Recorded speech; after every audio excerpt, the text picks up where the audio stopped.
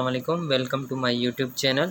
آج ہم زمزم کی تاریخ کے بارے میں جانیں گے اور یہ جانیں گے کہ زمزم کا پانی کھڑے ہو کر کیوں پیا جاتا ہے۔ زمزم کی تاریخ حضرت ابراہیم علیہ السلام کے دور کی ہے۔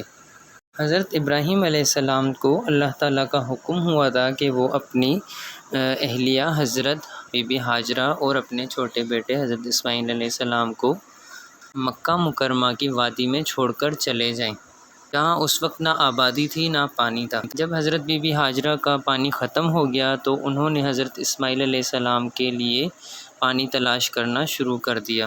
حضرت بی بی ہاجرہ صفا اور مروہ کی پہاڑیوں کے درمیان 7 مرتبہ دوڑیں۔ اسی دوران اللہ تعالیٰ نے حضرت اسماعیل علیہ السلام کے قدم یا ایڑی کے قریب سے پانی کا چشمہ جاری کر دیا۔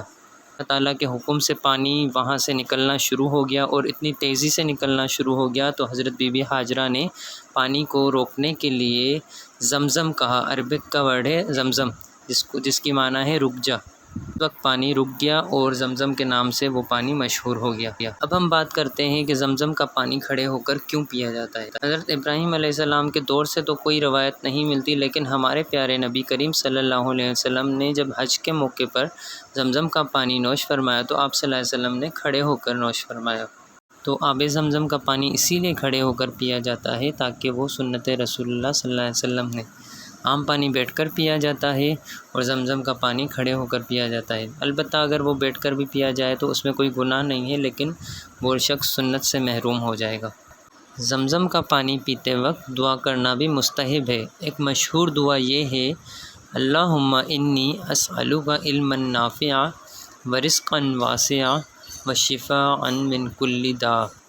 ترجمہ یہ ہے، اے اللہ میں تجھ سے نفع دینے والا علم، کشادہ رزق اور ہر بیماری سے شفا مانگتا ہوں۔